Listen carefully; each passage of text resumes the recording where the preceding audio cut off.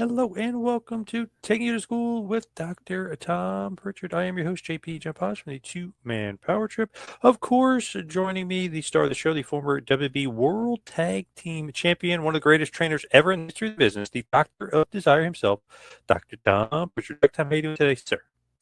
Doing great, John. Hope you're doing great too. Now, a little bit of an interesting start I wanted to start today with. And I just wondered kind of your take on it. What do you think about this? So Bad Bunny obviously was just on Saturday Night Live as the host as well. He is going to be the Super Bowl halftime show. What do you think about this? Former WWE superstar Bad Bunny. Yeah, I could care less. I don't really watch the halftime anyway, so I could care less. Yeah, I just thought it was kind of cool because they can kind of throw in even though obviously he's known for being a singer and a rapper. I just think it's kind of cool. It's like former WWE superstars doing the halftime show. Like they could make it seem like they're tied to something that's super popular. well, they are tied to something super popular, isn't that professional wrestling?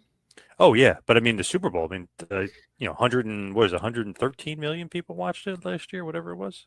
Yeah, they can always use that, but I mean myself, I really don't watch the halftime shows, so yeah, Bad Bunny doing it, I could care one way or the other, quite honestly. I had no idea who the guy was last year. Kendrick Lamar. I kept calling him Lamar Kendrick because I was thinking like Lamar Odom and the guy's late name Lamar, and I was like, oh man, just I was just thinking like, who the hell is this guy? But at least I know who Bad Bunny is. But I literally only know Bad Bunny because of wrestling. I didn't know him Yeah, before then. I had no idea who he was before that. Yeah, I think there's a lot of people out there like that. You would know him except for wrestling. So good for him. I mean, I'm glad he's getting the publicity. I'm glad WWE's going to get some publicity out of it. If they use it, it'll be great.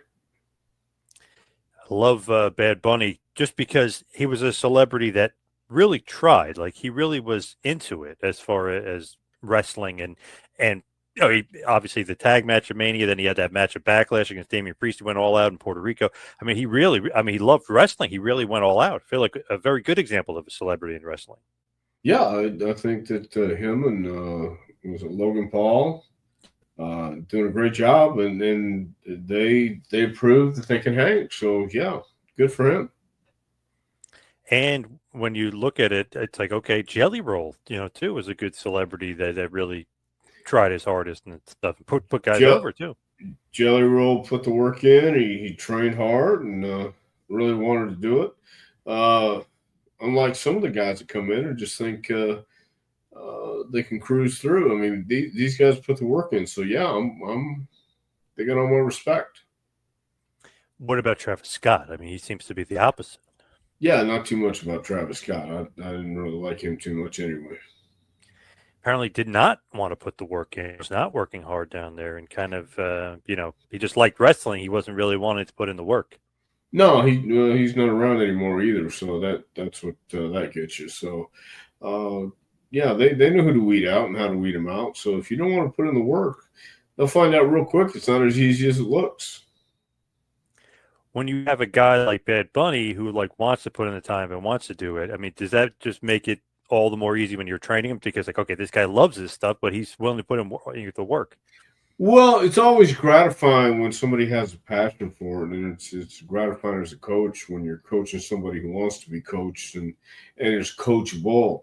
Good players want to be coached, great players want to be told the truth, and that's how I think Bad Bunny and like Jelly Roll and Logan Paul and those guys approached it. They wanted to be uh, tested and do what they have to do to be great, and I think it's a testament to their dedication. Do you think that possibly between now and the Super Bowl, you think Bad Bunny could return to WWE? You think that would be a thing they could possibly do with him? Sure, I can see him coming back by all means. Would that be pretty? I mean, maybe just like made easy slam dunk WWE to do that, right? I mean, they should definitely do that. Well, why wouldn't they? I mean, it makes sense to use a guy that has all this publicity going in, and people know who he is, and WWE is exploding.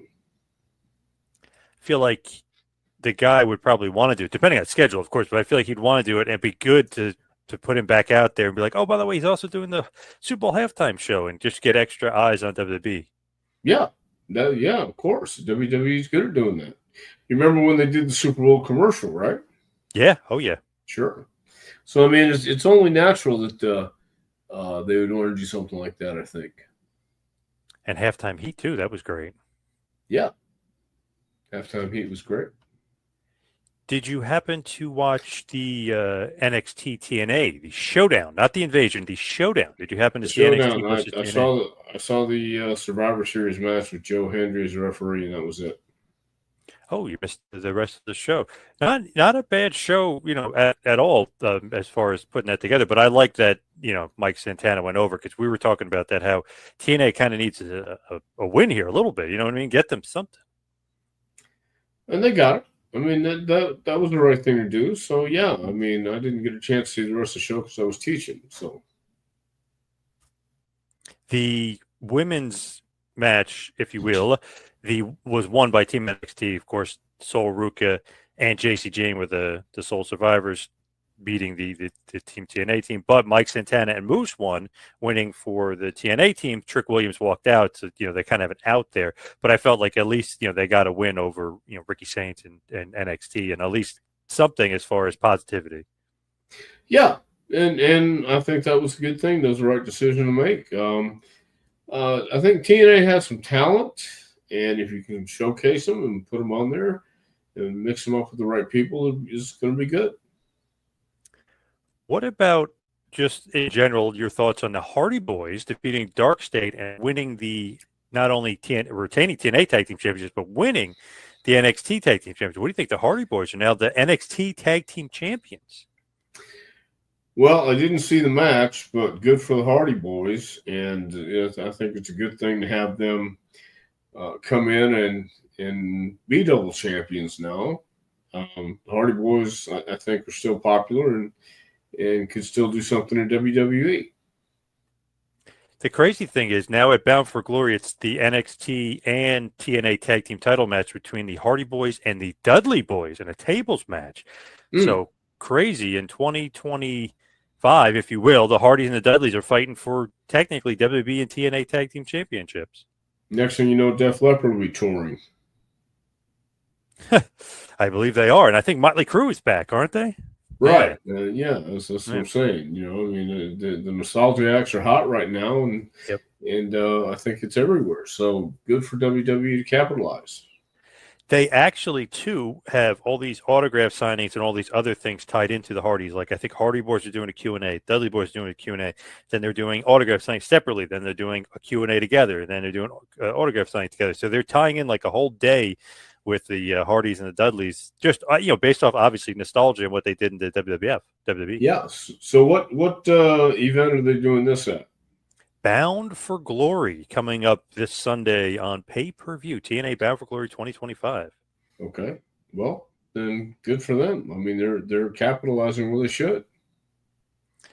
Mike Santana versus Trick Williams for the TNA Championship. Trick Williams been champion for a while. I feel like maybe it's finally time to pull the trigger and give Santana the title. Everyone felt that the last pay-per-view, but I feel like this is the time, if you will. Well, maybe it is, and we had a surprise Tuesday night, and maybe this will be another surprise. It is interesting though, like we're saying, like nostalgia stuff with the Hardys and their champs. But if you really look at their age, Jeff's almost 50, Matt is 50, Bully Ray is 55, or 53, I think, and Devon is 55. So I mean, they're definitely up there in age. They're definitely a little bit advanced in age.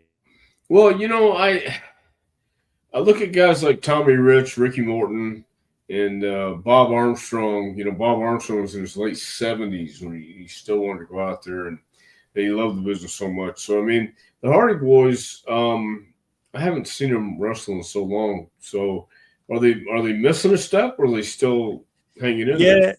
It's interesting. In certain matches, you could tell like that they're missing like just a step. You could kind of tell.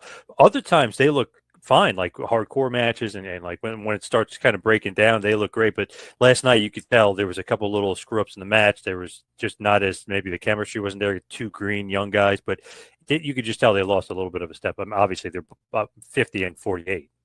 Well, they took a lot of bumps in their day too, so I mean, Yes. they've got to feel it. So Yep. I think it's all up to the guy, to the person. And I don't want to go out there and embarrass myself. And those guys, if they still feel they can do it, then more power to them.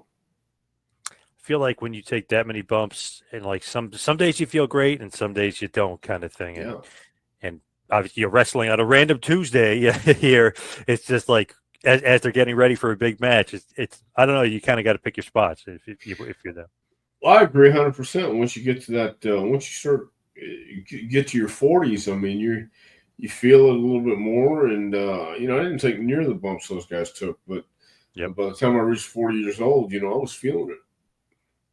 Yeah, they've taken insane bumps too. So like kind of surprising that they're even like still wrestling or even walking sometimes with some of the crazy bumps they took. Yeah, it's a testament to how much they love the business and how tough they really were or are. And when you look at those TLC matches with Hardys, Dudleys, and Edge and Christian, I know they all kind of took hellacious bumps and stuff, but really the Hardys were like the big bump takers in those matches. I mean, they took the brunt of a lot of the big bumps. Well, they were the young guys back then, So, and the Dudleys were a lot younger. Edge and Christian were a lot younger. So, I mean, they were the daredevils, and I think they're going to continue that as much as they can. Are you at all looking forward to AEW Wrestle Dream, their next pay-per-view? Are you looking forward to that at all? That'd be negative. No. How about Crown Jewel, WWE's next big show? Are you looking forward to Crown Jewel at all? I'm not going to get up at 8 in the morning and watch Crown Jewel. Isn't that crazy? Obviously, because it's in Perth, but isn't that crazy, 8 a.m.? Yeah. I mean, I'm sorry. I'm just not going to do it.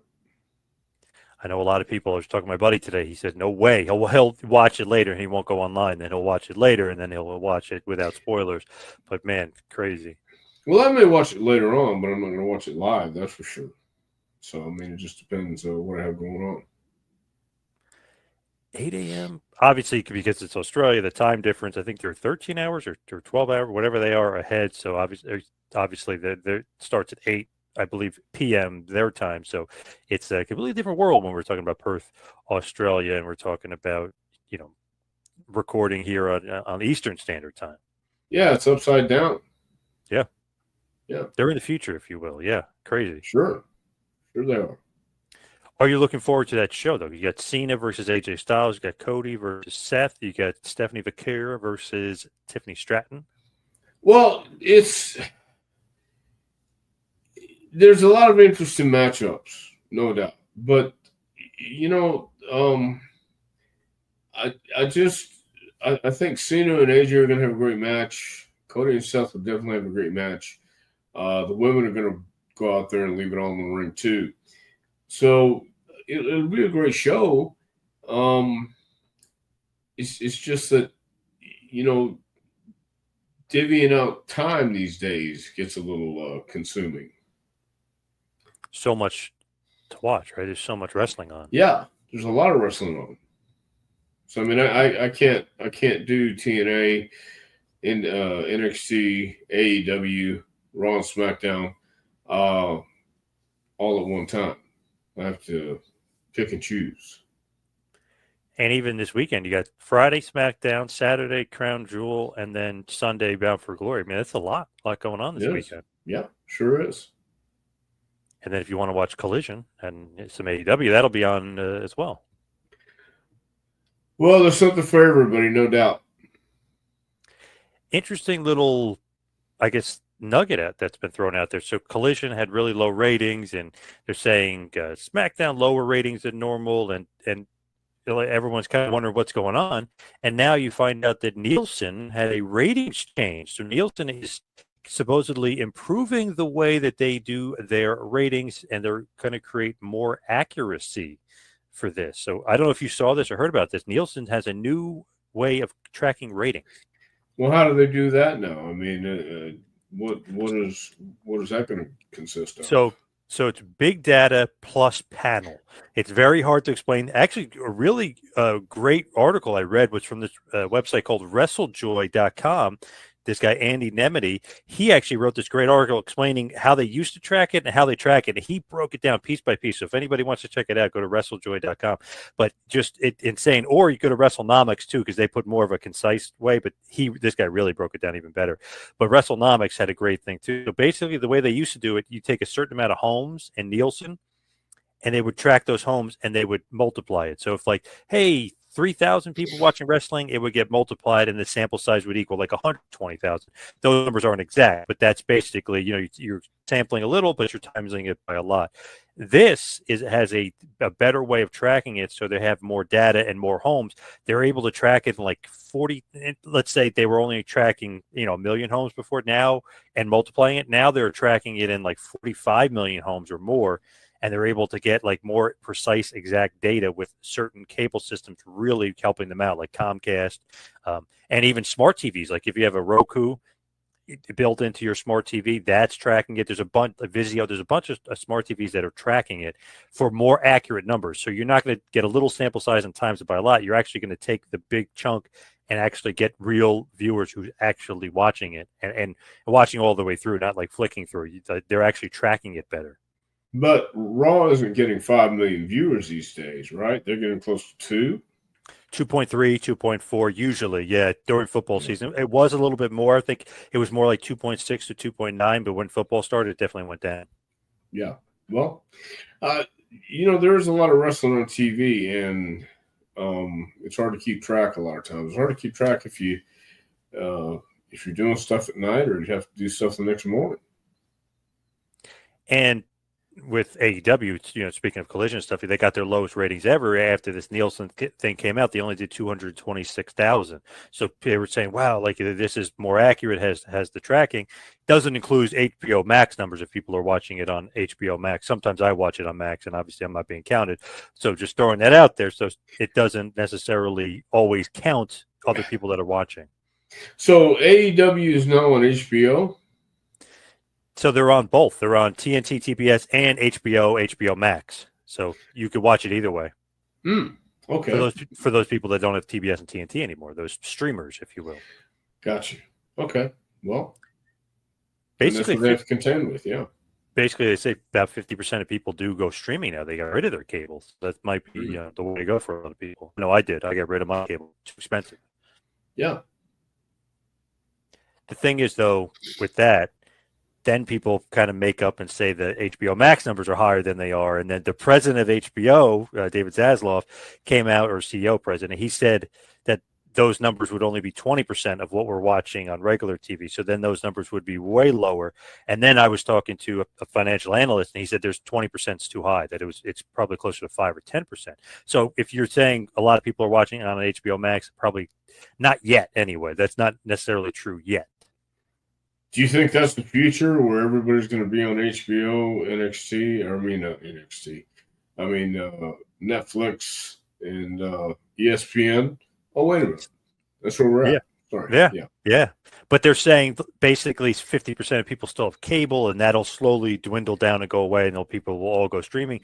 But with cable and having that, all live sports have been really sticking with cable, and wrestling kind of falls in that as well, being a live sport, sports entertainment, of course, but one of those things where, it's kind of maybe keeping that medium alive, if you will, is the live sports. Well, yeah. I mean, and that's what the future holds. Where are we going to be in 5 years? How's it going to look? What's the landscape going to look like? Yeah, crazy. But obviously WWE for a reason has, moved on to streaming, and still obviously with HBO, with USA, with SmackDown, they're still staying on that. So interesting to see they're kind of testing the waters. They're kind of doing both. They've always been ahead of the curve, though. Yeah, that's a good thing about WWE. Gotta love just the fact that it created a stir, if you will, online, that the new Nielsen ratings, people were upset about it. And, they were just, I don't know, it just seemed like it kind of created a crazy atmosphere for a little bit, people talking about Nielsen ratings. Well, I mean, I don't know how you would track that these days, but, in the old days, didn't they just have the Nielsen ratings or the Nielsen uh, data from just a few homes, and then, Yep. like you said, just multiply it. So, Yep. yeah, it's just going to get more sophisticated as it goes. Definitely better for tracking, better for everybody to really realize who's really watching. Yeah, yeah, smart move on their part. So I was mentioning this before, and you were kind of shocked by it. I know I was shocked when I was watching it, but Andrade, he returned to AEW. He's back, which was pretty shocking to me. A part of the AEW Dynamite 6th anniversary show. He beat up Kenny Omega. I just, because everybody said online and Meltzer had reported that and obviously when you look at it, he did get in a couple fights backstage, and there was some things that did come up that obviously was true with Andrade. One of those things where you didn't expect him to go back, but I guess Tony Khan and him were on good terms, so he did go back. Well, yeah, one thing I've learned is you can never say never, and no matter Yeah. what you do, I mean, I'm wondering if everything is a forgivable offense these days. People say, well, you can never go back. Well, sometimes I guess you can.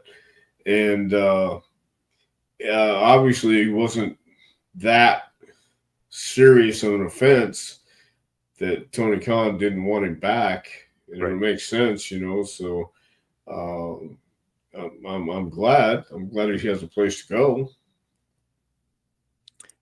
Still pretty shocking though, just for the fact that everything that was out there was reported. The way he left WWE, it just felt like, oh, who knows? He might not have a home. Where could he end up? And then boom, he didn't even have a 90-day clause in his contract. He was just outright released and was able to sign basically within a week. And he already showed up in AEW. So kind of shocking. It was like the Monday Night Wars kind of a little bit there. Yeah, but I've learned. I learned a long time ago that you can't believe everything you read online. And in fact, you can believe almost nothing you read online these days. So the only ones who really know are the ones who really know. And a lot of people want to speculate and guess, and they can make stories about anything they want. But unless you're in the room, unless you witnessed it, you really don't know. And so with a guy like Andrade, obviously he had some value. I didn't get it, but obviously somebody did, and so he's going to be. He's found a new place, a new home again in AEW. So more power to him, I guess. Man, it felt like the Monday Night Wars when Jarrett kept going from WCW to WWF and then back to WCW. You know what I mean? Like, whoa! Like, actually caught me off guard, surprised me there a little bit, especially with the not there no non-compete clause being involved. Yeah. Well, once again, I mean, unless you're in the room, unless you know the circumstances, nobody really knows except the ones who really know. So when I read some of the stuff online or I hear some comments, I'm always skeptical because I know they're just trying to guess what the right answer is. They're trying to guess what really happened. We're hearing from third and fourth hand parties from somewhere, and nobody, like I said, nobody really knows, except the people involved. And obviously, Tony and Andrade are getting along fine or worked out their problems, whatever they had, and there you have it.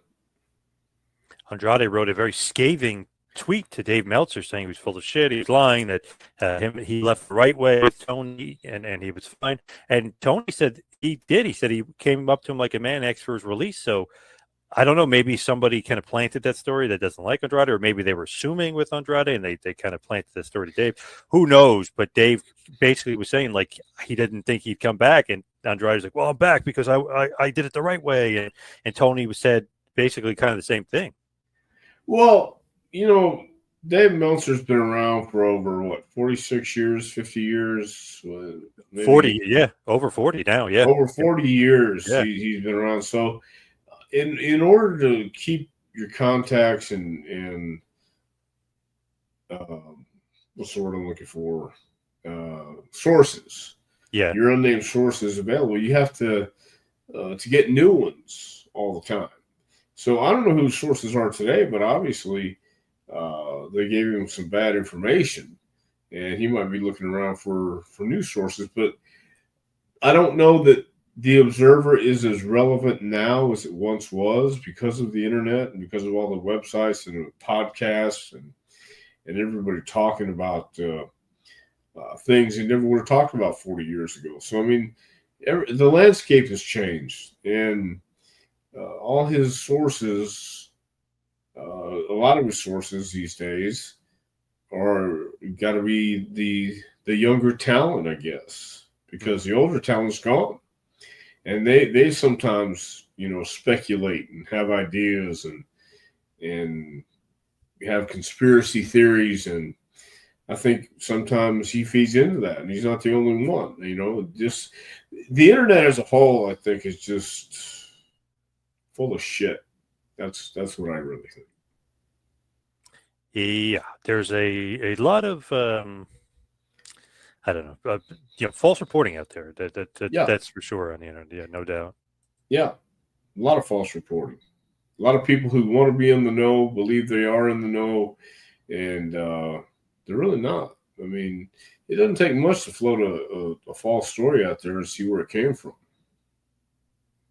Another interesting thing that I heard was that Santos Escobar was gone for the WWE. His contract ran out. He was gone. Then all of a sudden, the next day, he's back. He's resigned. So Yeah, even that, like, not very accurate as far as some of those stories. right. That's what I mean. Unless you spoke directly to the people involved, nobody really knows. Or unless you know, or unless you are one of those people involved, nobody really knows. They can speculate all day long, but it doesn't make it true. And it just it eats at me a lot of times because it used to eat at me a lot more than it does now because now I really don't care. And when people go on there and just start rumors and come to find out none of it was true. So a lot of it came from I heard one time Ric Flair had died. And Whoa. yeah, somebody called me and told me that they heard Flair is dead, or it was in a tweet, something like that, I think it was. And then somebody called me and told me, yeah, Flair's dead. I said, well, where'd you hear that? They said they read it in a tweet. So Ric Flair is very much alive, and then I just realized that people want to make up stuff where they hear a certain rumor and they expand on it, and it just takes a life of its own. So I've come to the conclusion that the internet is full of shit. I am in agreement with you on that. I Yeah, totally agree. yeah, Santos Escobar is back, though. That is true. Do you yeah. like Well, that? good for Do you him. like? Yeah, yeah. I thought those guys did a great job. Escobar and the other guys who had a tag match with Javon and who was Javon's partner? Phoenix, wasn't it? Who? Ray Phoenix. Phoenix. Yes. Okay. Yeah. When those guys had a tag match, I thought both those guys were very talented, and with Santos Escobar as at ringside or coming out with them, I thought they were a great team. Here's a interesting thing though about like Escobar coming back and obviously Andrade leaving and going to AEW, who works for CMLL, but WWE now owns half of AAA, and Santos Escobar will be used a lot, obviously, in AAA as well. So, I mean, feel like there's more options there for the Latino guys now because they own AAA and they could be used on Raw, SmackDown, and AAA. It's like there's more options for those guys now. Yeah, I think there's options for everybody, and as we're seeing, they're in Australia this week and Saudi Arabia, whatever, and all the countries in between. Uh, WWE is a global brand, and you need people from all over the globe, all over the world, and there's a lot of opportunities there right now. Interesting though, as far as stories on the internet and people putting out certain stories. There was a story about Ahmed Johnson that he was in a really bad car crash and he was not doing good. So of course I went to social media because who knows what to believe and you just you just don't know who's what and whatever. So good at social media. He did post this picture. This was the car crash. He got hit by a drunken driver, but he said Wow. God is with him and that he is okay. So it's interesting. People will say stuff, and I'm like, oh, I'm just going to go right to the source because I know him online. So it's like, all right, I'll find him online. And he posted that picture, said he's okay, thank God, but God had his back. Yeah. Well, that's a terrible thing to have happen to you, and thank God it's okay. Did you work him? I'm trying to remember if you ever wrestled Ahmed. I think I did. It might have been, but or maybe Chris wrestled him. I don't know. I might have escaped that punishment. He was over like Rover, though. With who? With the audience, he was pretty over with the crowd, especially in '95 when they kind of didn't really have anybody. By the way, you did wrestle him. You lost to him on Monday Night Raw, 3 minutes 16 seconds in Sioux City, Iowa, Raw number 159. So just throwing it out, you did lose to Ahmed. Yeah, that's how memorable it was to me. Yeah, but he really was. I'm not kidding you. He was super over with the crowd. Well, way more over than Shawn Michaels was. Even though people hate when we say that, but sorry to say, but yeah. Well, obviously he did good then. But you're saying he was a little stiff. That's what you're trying to say, a little bit of a stiff worker? Yeah, exactly what I'm saying. He's very stiff. Man, you didn't even remember getting beat. It was a flash, 3 minutes 16 seconds. I don't remember working with Ahmed. That was how, like I said, how memorable it was. Not 96, so yep. Yeah. 30 years ago. Another thing to throw out there, Florida Governor DeSantis loves him some Hulk Hogan. He honored the Hulkster with the Hulk Hogan Trail. Did you see this in Tampa? I did see that. Yes. So did you like that? Yeah, I like that. I thought that was very fitting. It was very nice to do. I feel like they could do even more, right? I mean, this is the Hulkster here we're talking about. But that was great. That is great. Yeah, but I mean, who else has a trail named after him? Hulk will forever be around, and they have a Hulk Hogan shop in Gatlinburg. Yeah, Pigeon Forge. Yeah, and I saw pictures of that the other day. So, I mean, Hulk Hogan will always be a name. Before him, I think everybody knew Gorgeous George, and Hulk Hogan has kind of the same thing. Probably the most famous wrestler ever. Oh, no doubt about it. Totally agree. Yeah. Now, here's another interesting story for you. Sting's son, Steve Borden Jr., made his wrestling debut recently. I don't know what this is, but it was 52W Hardway Live Wrestling Nights. So I have no idea what that is or kind of what that is associated, but it sounds like a small indie and maybe the right way to kind of make your debut, kind of maybe under the radar a little bit, no pressure. Well, yeah, I think that's these days especially, it's best to get your feet wet and get a little experience, get some reps in before you even think about wanting to go anywhere else. I mean, just as long as you have people you can trust, they'll help you learn the ropes and get your feet wet. Yeah, that's not a bad idea at all. I mean, you don't want to go right to Raw. You don't want to go right to SmackDown and have people bury you and eat you alive. Get some independent work out there and find some people with good shows. Get on that. Get your name out there. Get a reputation. And get some matches under your belt. I think that's definitely the way to go. It was apparently part of a Darby Allin art exhibit, oddly enough. So Darby Allin kind of hosted this art exhibit in New York titled, 52W Hardway, and he made his debut. Well, I mean, yeah, and Sting tagged with Darby for a while, so I mean, it makes sense. So Darby's going to take care of him and make sure that he puts him in with people that will take care of him. I hope. I don't think that's what you do. Darby Allin and Killer Cross versus Steve Borden Jr. and J.D. Drake was the match. So interesting way to come in, though. Killer Cross and Darby, it's not bad. Yeah. I mean, you got two pros, and they can lead him around and give him some experience. Has trained with Darby, has trained with Edge, Adam Copeland, and Dax Harwood and Cash Wheeler. So, I mean, he's very serious and looks like, he maybe could do something. I mean, if he's half as good as his dad, I mean, he'll be something. Yeah, looks like a good looking kid too. Played football at University of Kentucky, so he's got a good athletic background. And we saw him AEW in Sting's final match, pretty athletic. Yeah. So I mean, if he wants to do this, he's got the perfect opportunity to get some reps in, get his name out there, and show how much passion he has, and see what happens. What advice would you give to him as he's starting out? What would you tell him? Get some matches under your belt, work with people who are better than you, and get some experience. That's exactly what I would tell him.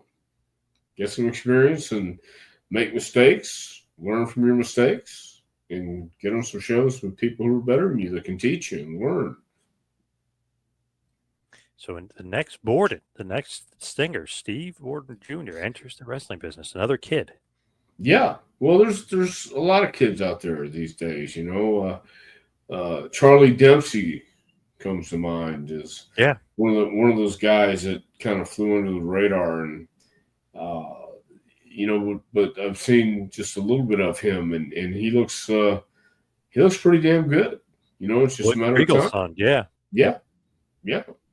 So there's a lot of kids out there these days that want to follow in their dad's footsteps, and some of them have big shoes to fill. So get some experience under your belt, find out if you really like it, travel, get on the road, learn that it's not easy, but it's like being on the road isn't for everybody. And some people love it, some people hate it. But when I was on the road, I loved it. I loved being on the road. And after a while, if it gets tiresome and a grind, you'll learn if you really want to stay in this and really love it or not. And I think that's what you have to do. You have to have those 15, 18-hour days and get up again and do it all over. And you'll know if you can or can't. You'll know if you love it or not. I just did a seminar this past weekend, and people were telling me how bad they wanted to do this. So we do a drill, and instead of gutting through it and just finishing the drill, they dropped out. That's cool. I mean, I understand. But you find out who really wants it, and you find out how far you'll go, and you got to push yourself if that's what it is. And I think Sting's kid, from what he looks like, if he's played football and had those hard practices and those hard games and knows what it's like, then he'll figure out real quick if this is what he really wants to do on the independent level. You have to suffer sometimes to get what you want. And you want a rainbow, you got to have a little rain, I guess. And we'll see if he wants it. Yeah, and it kind of an interesting way to start. Kind of start off all the way on the bottom. I know, but Darby and Killer Cross from the match, but kind of under the radar, which is good. Unlike Brock Anderson, for instance, who's like basically debuting on AEW TV of all things. So, that could be a little hard. That could be a little rough. Yeah, it can be really rough, and it can be really hard. And I know Brock, I think he trained with Lodi for a while, if I'm not mistaken. Yep. And wrestled around the Carolinas and got some matches under his belt. And he's still out there trucking. He's still out there grinding. So, he's still young. He's still got a chance to make a splash and do what he has to do. So, but any of the second generation guys, they don't, just because their dad was in it doesn't mean it's going to be an easy road for them. Well, in fact, it's a lot harder because they do have this big shadow that they're having to walk out from. And people are expecting so much more because of who their dad is. And that's not always fair. In fact, I don't think that's fair at all. David Flair got a bad rap. How in the hell do you get out out of the shadow of Ric Flair? Well, damn near impossible. And I don't think David really had the passion for it. And after a while, it came through that he didn't. So, those that want it will do it. And we'll have to wait and see if Steve Borden does it or not. All right, so let's talk about this week in Dr. Tom history. We're talking about the 8th.